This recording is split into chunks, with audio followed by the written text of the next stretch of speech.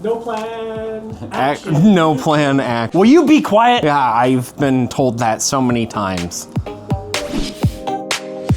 Enhance your professional monitor setup with the ViewSonic VP27885K, featuring 100% sRGB, 99% DCI P3 colors, and HDR 400 for deep contrast that align perfectly with Mac's industry-leading color performance. The VP27885K supports laptops, PCs, Macs, and more with Thunderbolt 4, USB-C, HDMI DisplayPort, and USB inputs.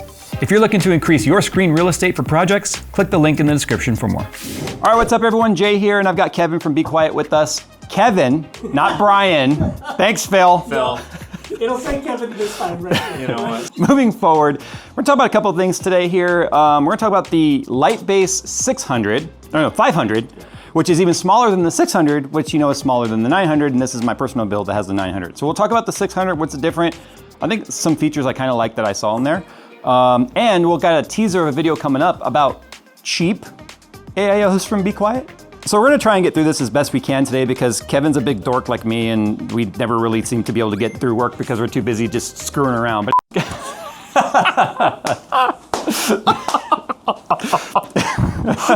you're gonna have a great time in edit. This is a Lightbase 500. It's the smallest version you make so far, but it is full ATX. Yes. Obviously, it's different than the 900. Why don't you tell me about some of the things that are different, maybe some things that are new? So again, we're kind of following that same mantra of what you led with, which is that weird thing that we're kind of talking about now, which is like the budget friendly thing. You know, it's kind of like BMW. They always had to cater to most of their higher end, clients, right? Well, they also were missing part of the market when you're trying to offer a more budget friendly BMW, right? Well, because we live in a world now where $250 case is just norm. Yeah, exactly. And maybe we're missing some of the mark on that. And this is kind of our first opportunity to show the customers that yes, we are doing something a little bit different than what we normally would do. This is the modern aesthetic for PC cases, is the fish tank. Yes, absolutely. So why not offer a well-known brand, a well-performing brand at a well-received price, right? So this is the Lightbase 500, as you had mentioned. There are a couple really neat features that are, well received. One is being able to pop off the top and the side panels and the back panels. It is going to be all of this mushroom head style fasteners that basically pop into the top of the case. But just to kind of show some contrast over here, like the 900, obviously it's got a captive thumb screw, but then it slides off, right? And I took the filter out on here because this is exhaust, but that is a more traditional meshy style, all about airflow, but it's toolless because there's no screws on that. No, exactly. Same thing with the glass, right? Yeah, same thing with the glass as well, which you already took off. And it's basically, again, it's gonna be that mushroom cap style that basically just pulls off. Now, if you don't make fun of my cable management here, I'll show you the back. We have standards around here, sir. Well, guess what? I'm not meeting them. Neither do I, but we still have them. The back is going to be the same like the front. All mesh. It is, yeah, it's all mesh. And it's basically just a push down into the back and then snaps in, right? Which is kind of nice. Yeah. I like that when it comes to the glass because it means it's not like some of the case manufacturers that have it so it kind of has tabs on the front and then it snaps in this way. You unsnap it and then it wants to fall down. You hit the corner of the glass, it's very likely it's going to shatter. So I like that it slots in and uses gravity to hold itself rather than gravity to break itself. And if you remember some of our older cases like the 802 with I say the gull wing doors, but the doors that popped open to the side, we kind of wanted to follow that same type of tactic where you have it, again, most of gravity is helping you keep that the glass intact. Yeah. For consumers that are watching this video, you'll want to make sure too that when it unpops, there's going to be some tension right here. You want to make sure you don't yank it down that way because then you can either bend the metal here or break the glass. So it's going to be unpop and then lift up. So I just want to point that out because sometimes when things slot into the bottom, I've seen people in videos where like, oh, my glass broke, and you rewatch and they like yanked it against a tab or something. Absolutely. Because it is frameless. So because it's frameless, there's no extra rigidity there. So it is just the glass holding itself together. Absolutely, and that kind of comes with another, word of caution, right? You're talking about a very, very sharp glass edge, right? So if you drop that glass edge onto a solid piece of something, it's very possible that it could break. These are some of the cost-saving measures too, though. Exactly. See, if you look at the 900, you can see it's got some of the metal supports. It's not just the tabs that they slide in, but they've got the metal framing which is gonna help give it some rigidity, but it doesn't go to the edge. So this would still be a potential victim of hitting the corner and breaking. So I noticed on the back right here, so it's a dual PSU placement. So you got the bottom PSU or the top PSU. And then as you can see right here, there's a built-in hub. That hub is riveted into the plate. Right, so it looks like if you relocate the plate, it'll relocate the hub too. Absolutely, yeah, and it basically just allows you to unscrew the thumb screw that's here, and it'll allow you to move it down to the bottom here, basically relocating the power supply up to the top. Some of the power supply cables are short for other manufacturers that that make power supplies other than our own. I know that our power supplies, regardless of where you mount them, the cable length is correct and it will reach. That's the problem with the really big towers, is it's usually the EPS cable that's the problem, because it's got to go all the way up and then hook back down. So having that dual placement's kind of nice. You have that little channel in this corner here where you see, you got my fingers going through here. That also has a dust filter on the back. But this tray here that comes in the top is actually removable. The whole tray comes right up and out. Can you fit a radiator on there?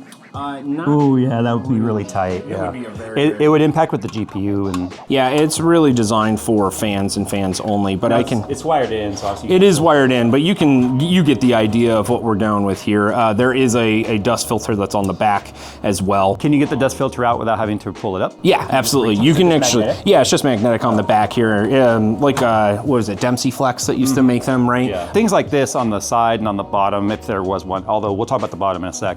Frames make it just, I think, easier to get everything like cable managed and together and then drop it in. So this being a frame is kind of nice. Otherwise, how would you get to it, right? Because this is not removable. Oh, one thing I want to point out, this is not invertible. No. Which is 1,000% missed opportunity. And I'm going to cut in here because the 600 and the 900 are invertible, which is designed to be like, hey, remember the old 90s PC cases? You put your monitor on top, although you wouldn't do that on this because it's glass, but you put your monitor on top. In fact, you can even see on the backside right here, it has the rubber grommets you removed so you can move the feet there and lay it down flat. Just kind of reminding you of the good old days. I feel like that would look better on this case because of this slot right here. But you can see on the back panel, there are no places to move the feet. But, oh, excuse me, it was the case, I swear. Tell me that wouldn't have looked cool like that. Because it could still get the air right there. It's not being choked or anything. The power supply, maybe, but if the feet were there, it wouldn't be a problem. Yeah, see, again, missed opportunities. If it were wireless, it'd be better. Man, and then it could charge? Oh, that'd be like a dock. See, here we go, designing stuff. Maybe we should be case designers. I feel like with the right size drill bit, some extra feet from a 600 or a 900, we could easily make this thing convert. Every good story starts with Jay saying drill bit. Motherboards everywhere, shivering. GPU length, it looks like you could get away with just about any graphics card before it impacts over here. It will actually fit pretty much everything that you got to throw at it. If you have a 5090, we can test it. I mean, I think honestly, let's be real. I feel like this is a case that fits into even a higher end build in terms of aesthetics, but it doesn't carry the price tag of a high end build. Like, I don't feel like somebody that's buying a 5090 is gonna shop for a $100 case. Right. But this doesn't look like your typical $100 case that's lacking a lot of features. It's flimsy. We've all picked up like the $80, $90 budget cases, and the second you take it out of the box and you take the panels off, the thing is flexing everywhere and wobbly, and you try to put it back together with the side panels and then you have to re-square it. This doesn't feel like that to me. Like, even if I take this side panel off, there's no glass on it right now. And the first thing I did, you saw, was I bent it, but let's take this off. That's a really strong mushroom on that one. Whoa. Okay, we haven't said what the actual price is. So what, you said there's a fan version and a non-fan version. Yeah, so this is going to be the Lightbase 500. I'm pretty sure this is the LX model, which comes with the LX fans, right? And this is gonna be, I'm pretty sure, 140. And then without fans, you're talking $100. How many fans come in with the 4? Oh, so it's about $10 a fan. That's pretty reasable. Right. I don't think that's unreasonable at all. And you're not, because they're not like your basic throwaway fans so many case manufacturers do. Like, it doesn't matter if it's a high-end brand or a low-end brand. It's like most of the time the fans you get included with the case are not even fans they sell individually, so you can't match them if you wanted to. Right. So you end up buying all new fans anyway, so what's the incentive of having it come with them? Exactly. But since they're LX, and the LX, I want to point this out, the Lightwings, you said, do not have a reverse blade in 120, only in 140. And with these down here on the bottom being light wings, we just want to make sure they fit and show that they do fit. And in fact, all 3 of them are down in there cleanly. Didn't have to do any mods or anything to that. To match the rest of the fans, we would have thrown LX reverse blades, which you guys sell. Absolutely. So it's basically the ecosystem that you're living in, whether you're in the light base 500, the 600, or you're in the 900, we do have opportunities for you guys to run the correct fans and the proper fans for that system, right? Again, you're talking to the LX fans, that's what comes in it, that's what we sell. We're not trying to kind of cut around those corners, right? We're well known for our fans that are actually pretty powerful and perform, and now the price versus performance has really come up. I'm trying to think about any sort of drawbacks or maybe negatives to the case. The no captive screws, right? So right here, it's got the little cover that you would find on a lot of case manufacturers are doing this now, right? Just for prettiness, I guess, and maybe ease of installation. You can get the GPU in there at a more aggressive angle, so it's easier. But these are non-captive screws, they're non-thumb screws, so they're just a standard like 30-second screw that could fall down somewhere, and then you're like, oh crap. I'm assuming it comes with a screw kit like all other Be Quiet cases. Yep, just like every other case, it comes with your little box that has your screws in it and everything. Because it is a standard, 7 slot? Yeah, it's a 7 slot. You could probably use a conversion for like a vertical mount too. Has it included? Oh. You don't necessarily get the riser cable. I'll say that not for $100, you can't get a riser. No, you don't get the riser cable in it, but it definitely does have the vertical mount for it, and it has the plate, so you actually transform the PCI slots from being horizontal to vertical. The AIO that's inside of it, the Pure Loop 3, which is our new version, again, our new budget-friendly version of the AIO. We have a full blacked out version, and then we have an RGB version, the LX. Vanna White this. Yeah, there you go. I'll be honest, I'm only interested in this because of the price point. AIOs, so like 10 years ago when I was doing water cooling videos, AIOs just didn't compete very well, but the cold plate designs have improved, the pumps have improved, the radiators are the same aluminum-based radiators, and you've got your mix that's, anti-corrosive for it. But AIOs have gotten really good, so they become less exciting to be like a good alternative to open loop water cooling systems. But unfortunately, that leads to competition, and everyone starts to one up each other by adding features on top of the base of just a pump, a cold plate, and a radiator. So everyone has gone the route of LCD, and I know that Be Quiet's probably looking into LCD stuff too. But I feel like right now, to capitalize some AIO market, someone needs to come out with a good, affordable, it performs well, it's no frills, it's just plug it in and set it, and it doesn't cost you $300, I mean, like the Tri-X, $360 or whatever it is, because OLED bent screens and all this stuff. Which is super cool. It is cool, but if that's what you're looking for. Right, it is cool, but it's like you're probably paying for $100 of cooling and $200 of fluff, in my opinion. So I'm excited to test these out and see how they perform against a much more expensive brand. I think you'll be pleasantly surprised with the performance. These are available now, right? They are available now. Yep, you've got the Pure Loop 3, which is again the all blacked out version, and then you have the Pure Loop 3 LX, which is the RGB version. So this part right here, that's just RGB underneath a translucent piece of plastic or whatever? Yeah, exactly. If you think of like when you were in elementary school and you had the projector with your teacher that put down the piece of acrylic on top of it, right? That's exactly the same fundamentals that we're carrying here. So again, everybody's coming out with LCD screens, which eventually we probably will too. But 360 is $115. There you go, $115 for a 360 version of an AIO that you can then have different faceplates and different customizability, at least on the head of the AIO, without breaking the bank, right? You're not spending $300 or $400 on an LCD. I think the screens is neat. I mean, obviously I put sensor panels and stuff in my builds. I feel like having a panel on something that you're already installing anyway is a good idea. My biggest issue with most of them is they're locked down to whatever ecosystem they belong to, very limited on customization, but just the cost they add.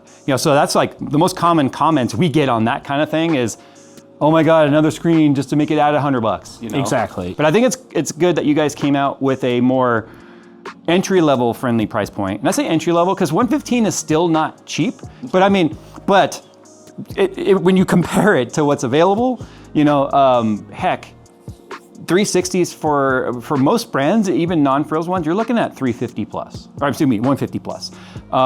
So I think it's smart you guys came out with a more price-friendly version before the more expensive version. Yeah. That way, when you come out the more expensive one, you're like, well, then get this guy. Exactly. You know? Exactly. I mean, you already know us for our high-end coolers, our expensive, air coolers, the Dark Rock Elite. We have our AIOs that are, again, the Silent Loop, which was a really awesome performing, a 420 millimeter radiator and an AIO. Things are awesome. But now we don't have that budget-friendly offering, and now we do. Yeah. Well, I think we need to do a smoke test on this. Let's do it. What I want to see is how much air gets picked up from those side panels, because technically it's not a 45, it's still kind of more back there, but I'm curious about air right in front. Like, how will that get picked up? Oh wow, look at that, it goes right to it, even all the way over here. Look at that. So if you watch, you'll see the split right in the front. See that? The bottom fan, jeez. Yeah, the bottom fans are doing their job to help cool the GPU. Look at that. GPU fans are off right now, so they're not helping direct any of the airflow because they're 0 dB fans. Okay, so this is power supply intake right there. Oh, I don't think the fan's even turning on the power supply right now. Is it? Not really. Yeah, see, power supply fans are not even turning. They're getting picked up on the bottom. But I want to see how much air is actually coming in through the grill right here. Some. I think that's a good indication that the opening in front is big enough to where it's not really having to make up for pulling through here. So the pressure right here is pretty low because obviously that's where the intake pressure is. Because right here in front of the grill,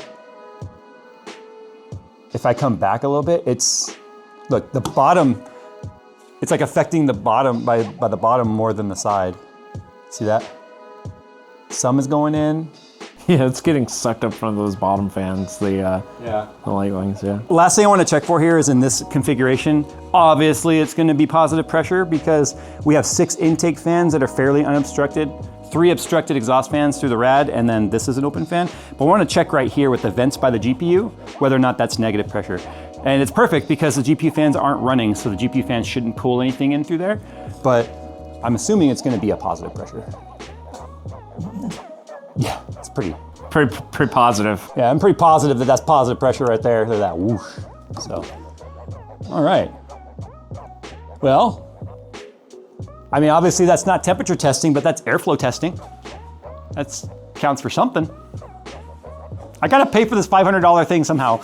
Computers, bro. Okay, so Pure Loop 3 and LX, we'll be doing a separate video on that where we're gonna actually do a true review and testing. That's not a sponsored video, it's no paid, reviews are free. I just wanna see how well the damn thing performs. When does this come out? October. Oh, cool.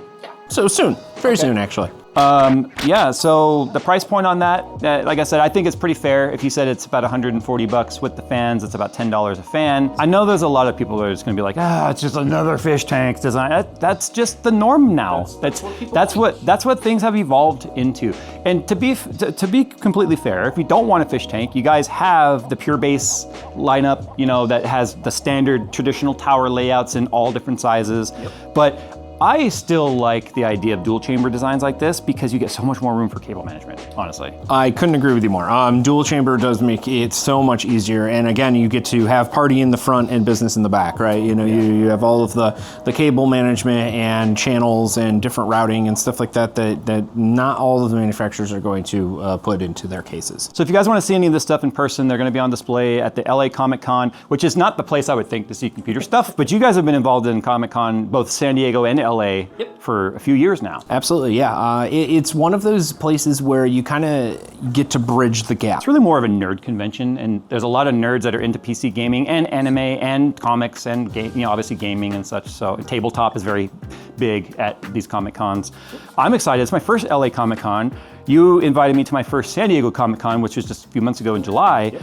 But when I made the comment of like, yeah, but LA apparently isn't as nostalgic as San Diego, you were like, dude, that's changing for LA. LA is becoming the premier event. Absolutely. So it'll be interesting to see what's there. And you guys are gonna have your big booth there, unlike at San Diego where you guys were a vendor within the LANFest that was taking place. Correct. Yeah. So, which San Diego was fantastic. You know, being able to work with Landfest and what they put together. They're building gaming. Are you guys on the show floor in LA? So in LA, yeah, we're on the show floor. Yeah, because you guys were at a satellite location in San Diego. Correct. Yeah, we were off near the merchandise and everything like that, which actually was beneficial for us you needed because a ballroom. you needed an area, right? And of course, we did our live build on, blindfold. I did a blindfold build, and I made it through. Yeah, you did actually, and it was pretty good. I have that footage for you too. I still need to see that. It's pretty good. The only area I really truly fumbled on was getting the screws in the top rad because you can't feel the hole through the rail. But that was just one of the few opportunities that we had at San Diego Comic-Con that you get to kind of bridge that gap. Again, you have all these geeks, all these nerds, just like myself, and enthusiasts that are all about customizing and doing things over the top, just like we like to do, and want to see some of these products. So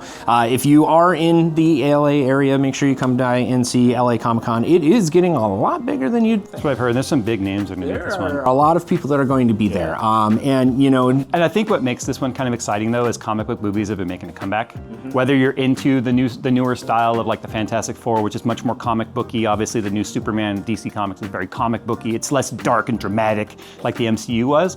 But MCU, obviously, with Doctor Doom coming out and all that, it's like, and that's where Comic-Con really kicks this kind of stuff off. So you're seeing a lot of fun stuff come back. Exactly, and hopefully with that, excitement and with all of that anticipation, we're going to have an incredible show. So I'm looking forward should to be it. fun. Yeah, it should be a lot of fun. Well, thanks for coming by and showing us what's new. And this was my build. And I don't know if I would necessarily recommend custom water cooling on this. It'd be hard to fit the rads and stuff in here, I think. Yeah. But heck, I mean, you're a former modder guy. It's still a modder at heart. Anything could fit with a Dremel and a hammer. I mean, what we were talking about earlier, as long as you have a drill bit, you can start somewhere. Oh, yeah. Yeah. All right, guys, thanks for watching. We'll see you in the next one. Take care.